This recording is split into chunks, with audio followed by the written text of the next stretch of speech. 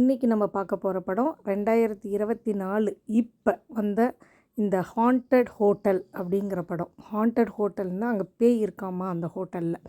So அந்த ஒரு தங்கும் விடுதியில் இருக்கிற ஒரு பேய் பற்றின ஒரு கதை தான் இந்த படம். இந்த படம் வந்து ஒரு இந்தோனேஷியன் மூவி. இந்த மூவியை பற்றின கதையை தான் நான் உங்களுக்கு இன்றைக்கி தமிழில் சொல்ல போகிறேன். இதில் வந்து ஹீரோயின் இருப்பாங்க, ஹீரோயினுக்கு ஒரு தங்க இருப்பாங்க. இவங்க வேறு ஊர்லேருந்து தன்னோட அப்பா வந்து ஒரு ஹோட்டல் கட்டியிருப்பார். இது வரைக்கும் அவங்க அந்த ஹோட்டலுக்கே வந்திருக்க மாட்டாங்க. இப்போ அவங்க அப்பா இறந்த பிறகு அந்த ஹோட்டலுக்கு பார்க்குறதுக்கு வராங்க. இவங்க வர்றதுக்கு முன்னாடி அந்த இடத்துல வந்து ஒரு இந்த ஹீரோயினோட அப்பாவுக்கு தெரிஞ்ச ஒரு 2 பேர் தான் அந்த ஹோட்டலை பார்த்துக்கிட்டு இருக்காங்க. அவங்க என்ன பண்ணுவாங்கன்னா, அந்த ஹோட்டலில் 2 ஃப்ளோர் இருக்கும். 2 ஃப்ளோர்லேயும் நிறைய பேர் வந்து தங்குவாங்க, போவாங்க. அந்த 3வது ஃப்ளோரில் மட்டும் ஒரு ரூம் இருக்கும். அந்த ரூமுக்கு வந்து நம்பரும் இருக்காது, ஒன்றும் இருக்காது. அந்த ரூமில் மட்டும் யாரும் தங்கக்கூடாது, யாரும் மேலே போகக்கூடாதுன்னு சொல்லி வச்சுருப்பாங்க. ஸோ முதல்ல என்ன காட்டுவாங்கன்னா, அந்த ஹோட்டலில் ஒரு புதுசாக ஒரு அம்மா வந்து வேலைக்கு சேரும். அது வந்து ஹோட்டலெல்லாம் நீட்டாக சுத்தம் பண்ணி எல்லாம் பண்ணி க்ளீன் பண்ணுற ஒரு பர்சனாக ஜாயின் பண்ணோம். அப்போ அதுக்கிட்ட அவங்க என்ன சொல்லுவாங்க, நீ மேல் ஃப்ளோர் போகக்கூடாது, அந்த இடத்துக்கு போகாத, அங்கெல்லாம் வந்து புதுப்பிச்சுக்கிட்டு இருக்கோம், அதனால் நீ போகக்கூடாதுன்னு சொல்லுவாங்க. ஆனால் அந்த அம்மா என்ன பண்ணோம் தெரியாமல் அந்த இடத்துக்கு போகும். அங்கே வந்து ஒரு அழுகிற சத்தம் கேட்கும் ஒரு ரூமில். அந்த ரூம் கதவை திறந்த உடனே அங்கே காமிப்பாங்க, ஒரு உருவம் ஒன்று இருக்கும். அது எப்படி இருக்கும்னா, ஃபுல்லாக வந்து வெள்ளை கலரில் இருக்கும். அதோடய முகம், கை, கால், ஸ்கின்னு, அதோட தோல் எல்லாமே நல்லா வெள்ளையாக பளிச்சுன்னு வெள்ளையாக இருக்கும். முடியுமே நல்லா வெள்ளையாக இருக்கும். கண் வந்து சிகப்பாக இருக்கும். ஸோ அது ஆக்சுவலாக அதுதான் பேய் அப்படின்னு சொல்கிறாங்க அந்த ஹோட்டலில். அது என்ன சொல்லும், திரும்பி 3 நாட்கள் ஒரு இரவு அப்படின்னு சொல்லும். அப்படின்னு சொன்னதுக்கப்புறம் அந்த அம்மா வந்து பயந்து அடிச்சுக்கிட்டு வெளியில் வந்துடும். ஸோ வெளியில் வந்த பிறகு அந்த அம்மாவுக்கு வந்து அவங்க ஃபேமிலியில் நிறைய விஷயங்கள் கொஞ்சம் பயங்கரமாக நடந்துகிட்ருக்கும். கடைசியில் பார்த்தோன்னா அந்த அம்மா இறந்து போயிடும். அதோட தோல், முகம், கை, காலெல்லாம் செதஞ்சு இறந்து போயிடும். ஸோ இந்த ஹோட்டலில் ஃபஸ்ட்டு சாவு இதுதான் இருக்கும். அதுக்கப்புறம் பார்த்தீங்கன்னா, இதுக்கப்புறம் தான் இந்த ஹீரோயின் இங்கே வந்திருக்கும். ஹீரோயின்கிட்ட வந்து உங்கள் அப்பா இந்த ஹோட்டலில் வந்து எங்களை பார்த்துக்க சொல்லியிருந்தார், இனிமேல் நீ பார்த்துக்கோ, ஆனால் மேல் ஃப்ளோர் மட்டும் போகாதுன்னு சொல்லுவாங்க. ஸோ இவளும் வந்து அப்படி என்ன மேல் ஃப்ளோரில் இருக்குதுன்னு சொல்லிவிட்டு அவளும் போய் மேல் ஃப்ளோரில் அந்த ரூமை போய் திறந்து பார்ப்பா. அங்கே வந்து அதே அந்த வெள்ளை உருவம் வந்து, அதாவது தோல் எல்லாமே ஃபுல்லாக வெள்ளையாக இருக்கும், முடி ஃபுல் வெள்ளையாக பால் கலரில் வெள்ளையாக இருக்கிற அந்த கண் வந்து சிகப்பாக இருக்கிற அந்த உருவம் வந்து திருப்பி இவக்கிட்டையும் வந்து 3 பகல் ஒரு இரவு அப்படின்னு சொல்லும். சொன்னதுக்கப்புறம் இவ ரொம்ப பயந்துருவா. என்னென்னா, ஏற்கனவே அந்த 3 பகல் ஒரு இரவுன்னு சொன்ன எல்லாருமே இறந்து போய்ட்டுருப்பாங்க. ஸோ இப்போ இவளுக்கு வந்து பயம் வந்துடும். ஸோ அதுக்கேற்ற மாதிரி இவள் தங்க இருப்பா. இவளுக்கு அந்த 3 பகல் நான் பட்ட வழியை வந்து நீங்கள் பட்டு இறப்பீங்க அப்படின்னு அந்த உருவம் சொல்லும். ஸோ அது பயந்து போய்ட்டு இவள் என்ன பண்ணுறதுன்னு தெரியாமல் இருப்பாள். அதுக்கடையில் இவளோட காதலன் வந்து ஒரு போலீஸ் இன்ஸ்பெக்டராக இருப்பான். ஆக்சுவலாக இவங்க 2 பேர் பிரிஞ்சிட்ருப்பாங்க. அப்போ இப்போ அவர் வந்து போலீஸாக இருக்கிறதால அவர் வந்து இந்த ஹோட்டலில் இந்த மாதிரி இறக்குறாங்க அப்படின்னு சொல்லி இவளை கேட்க வரும்போது, நீ என்னை விட்டுட்டு வந்துட்டியே அப்படின்னு அவன் சொல்லுவான். இல்லை, காரணமாக தான் நான் வந்துட்டேன், நம்ம 2 பேருக்குள்ளே ஒத்துப்பட்டு வராது, வேண்டாம் அப்படின்னு சொல்லிடுவா இவன். அதுக்கப்புறம் இப்போ வந்து இவள் வந்து கொஞ்சம் பயமாயிடுவா. நிறைய விஷயங்கள் வந்து கொஞ்சம் பயங்கரமாகவே அந்த ஹோட்டலில் அவளுக்கு நடக்கும், அவள் தங்கைக்கு நடக்கும். பேய் வந்து நிறைய பயமுறுத்துகிற மாதிரி இருக்கும். இந்த மாதிரிலாம் இருக்கும்போது அப்போ இவள் வந்து ஒரு சாமியார்கிட்ட, ஒரு சாமியார் இல்லை, ஒரு மந்திரவாதி, அவராவது பேய் விரட்டுறவர், அவர்கிட்ட போய் கேட்கும்போது அவர் என்ன சொல்வார்னா, இந்த மாதிரி அந்த பொண்ணோட அந்த யாரோ மேலே பார்க்குறீங்க இல்லையா வெள்ளையாக உருவம், அவங்களோட பேர் தெரிஞ்சால் தான் அவங்க யார் என்ன, அவங்க பிறப்புக்கும் இறப்புக்கும் காரணத்தை என்னால் கண்டுபிடிச்சி விரட்ட முடியும் அப்படின்னு சொல்வார்.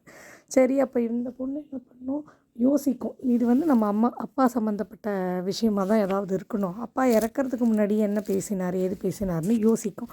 அப்போ அவங்க அப்பா சொல்வார், எனக்குள்ளேயே நிறைய விஷயங்கள் புதைஞ்சிருக்கு, நான் எழுதின புத்தகங்களில் நான் அதெல்லாமே எழுதுகிறேன், அப்படி இப்படின்னு என்னென்னமோ சொல்லியிருந்திருப்பார். சொல்லிவிட்டு இப்போ அவங்க அப்பா எழுதின புத்தகங்கள்லாம் எடுத்து வச்சு பார்ப்பா. அதில் அவளுக்கு ஒரு க்ளூவும் கிடைக்காது. அப்போ என்ன பண்ணுவாள், அந்த பேய் இருக்கிற ரூம்க்கே நம்ம போயிட்டு அங்கே ஏதாவது இருக்கா பார்ப்போம்னு சொல்லிட்டு கொஞ்சம் மனசில் தைரியத்தை வச்சுக்கிட்டு, எப்படியும் நம்ம வந்து இறக்க போகிறோம், இருந்தாலும் அது யாருன்னு கண்டுபிடிச்சிருவோம் அப்படின்னு சொல்லிட்டு மேலே போய்ட்டு அந்த ரூமில் தேடுவாள். ஒரு சின்ன துண்டு பேப்பர் இருக்கும். அந்த துண்டு பேப்பரில் வந்து ஒரு பேர் ஒன்று எழுதியிருக்கும். ஒரு பேரோட பாதி தான் இருக்கும். ஸோ அப்போ யோசிப்பா, இந்த மாதிரி பேப்பர் வந்து இந்த ஹோட்டலுக்குள்ளே நிறைய இருக்குமா அந்த துண்டு பேப்பர் சொல்லிட்டு அங்கங்கே இருக்கிற துண்டு பேப்பரை காமிச்சு, அந்த ஒரு ஏற்கனவே இவங்களுக்கு முன்னாடி ஹோட்டலில் ஒருத்தவங்க நடத்தி வந்துட்டு இருந்தாங்களா, அவங்ககிட்ட கேட்கும்போது, ஆமாம்மா இங்கே வந்து கொஞ்சம் நிறைய டைல்ஸ் வந்து உடஞ்சிருந்தது அந்த ரூமில், அப்போ வந்து அந்த ரூமில் இருந்து அந்த இடத்துலேருந்து நாங்கள் நிறைய பேப்பர் எடுத்தோம். ஸோ அந்த மாதிரி எடுத்த பேப்பரெல்லாம் ஒன்று சேர்த்து பார்த்தா நமக்கு அதில் ஏதாவது புரியுதான்னு பார்ப்போம்னு சொல்லிட்டு அந்த மாதிரி துண்டாக இருக்கிற பேப்பருங்களெல்லாம் எடுத்து வச்சுட்டு அவங்க பார்ப்பாங்க. அது பார்த்தா ஒரு லவ் லெட்டர் மாதிரி இருக்கும். அதில் வந்து இந்த மாதிரி வெள்ளை பூக்கள் இருக்கிற இடம், ஊசி மாதிரி இருக்கிற ஒரு மரங்கள் இருக்கிற இடம், அந்த இடத்துல நம்ம மொத சந்தித்தோம். அந்த மாதிரிலாம் நிறைய எழுதியிருக்கோம். உடனே இந்த ஹீரோயின் என்ன பண்ணுவா, அந்த ஏற்கனவே ஹோட்டல் நடத்திட்டு வந்தாங்களே அவங்கள வந்து அத்தை, மாமா, ஆண்ட், அங்கிள்னு தான் சொல்லுவாள். அவங்ககிட்ட கேட்பா, இல்லைம்மா இங்கேருந்து கொஞ்சம் தூரத்தில் ஒரு பைன் ட்ரீ மாதிரி நிறையா மரங்கள் ஊசி ஊசியாக இலை இருக்கும், அந்த மாதிரி மரங்கள் இருக்குது, வேணும்னா அங்கே போயிட்டு வேணால் என்ன ஏதுன்னு பாருங்க அப்படின்னு சொல்லுவாங்க. ஸோ உடனே என்ன பண்ணுவாள் ஹீரோயினும் அந்த இன்ஸ்பெக்டர் அவள் லவரும் கிளம்பி அங்கே போய் பார்ப்பாங்க. அங்கே நிறைய அந்த பைன் ட்ரீ மரங்கள் வந்து நல்ல ஒரு நல்ல உயரமான அந்த மரங்கள் இருக்கும். அங்கே வந்து அந்த மாதிரி வெள்ளைப்பூக்கள் இருக்கும். அப்போ அந்த பக்கம் வந்து ஒரு நதியோரம் இருக்கும். ஏன்னா அந்த லெட்டரில் அந்த மாதிரிலாம் எழுதியிருக்கும். அதனால் அந்த நதியோரத்தில் வந்து ஒருத்தர் போட்டில் வந்துகிட்டு இருப்பார். அவர்கிட்ட கேட்பாங்க, இந்த மாதிரி இந்த வெள்ளைப்பூக்கள் இருக்குல்ல, இந்த வெள்ளைப்பூக்கள்லாம் எங்கே வந்து அதிகமாக இருக்குது அப்படின்னோடனே, இங்கே பக்கத்தில் ஒரு கிராமத்தில் இருக்குமான்னு சொல்வார். அப்போ இவங்க வந்து எங்களை அங்கே கூட்டிகிட்டு போங்கன்னு சொன்ன உடனே இவங்க ரெண்டு பேரையும் அங்கே வந்து கூட்டிகிட்டு போவாங்க. அங்கே போனால் அந்த ஊர் தலைவரை பார்த்து கேட்பாங்க, இந்த மாதிரி நாங்கள் இந்த ஹோட்டல்லேருந்து வரோம், இந்த ஹோட்டலில் வந்து ஒரு அமானுஷ்ய சக்தி இருக்குது, அந்த உருவம் வந்து இந்த மாதிரி இருக்குது, ஃபுல்லாக வெள்ளை உருவமாக இருக்குது, தலைமுடி இதுவாக இருக்குது அப்படின்னோடனே ஊர் தலைவர் அவ்வளோ யாரையும் எனக்கு தெரியாது, கிளம்பி போங்கன்னு சொல்லிடுவார். அப்போ நல்ல மழை பெய்யும்.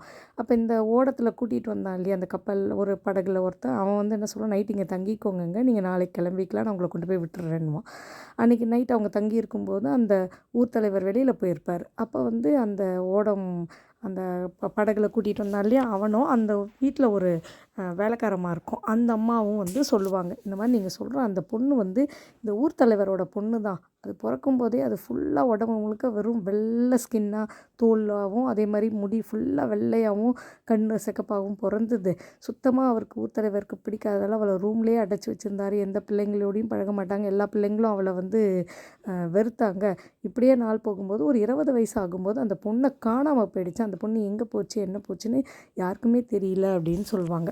சரின்னு சொல்லிட்டு அந்த பொண்ணோட பேர் என்னன்னு கேட்டுப்பாங்க. அந்த பேரை கேட்டுட்டு வந்துட்டு, இப்போ அந்த பேய் விரட்டுறவர்கிட்ட வந்து இதான் அந்த பொண்ணோட பேர், நீங்கள் வந்து என்னன்னு கேளுங்க அப்படின்னு சொல்லுவாங்க. சரின்னு இவர் அந்த பேய் ஓட்டுறவர் வந்து அந்த பொண்ணு பேரை கூப்பிட்டு அந்த பொண்ணை வந்து வர வச்சு என்ன விஷயம்னு தெரிஞ்சுக்க ட்ரை பண்ணுவார். அப்போ என்ன தெரியும்னா, அந்த வெள்ளை வெளியேர்னு இருக்க அந்த அந்த பொண்ணு வந்து என்ன ஆகும், அந்த வெள்ளை ஸ்கின் இருக்க அந்த பொண்ணு ஒரு 20 வயசு இருக்கும்போது அது வெளியில் வந்திருக்கும். அந்த ஒரு அந்த சொன்ன அந்த பார்த்தோம் இல்லையா அந்த பைன் ட்ரீ அந்த லெட்டரில் எழுதிருந்துச்சு, அந்த இடத்துக்கிட்ட வந்து இருக்கும்போது தான் வந்து ஒருத்தரை வந்து சந்திக்குது.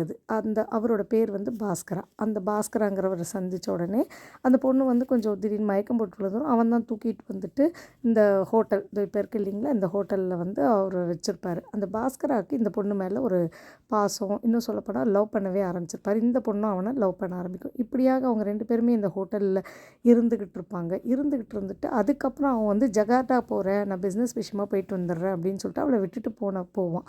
ஆனால் போனவன் திரும்பியே வரமாட்டான். இவன் நாள் கணக்கில் காத்துக்கிட்டு இருப்பான்.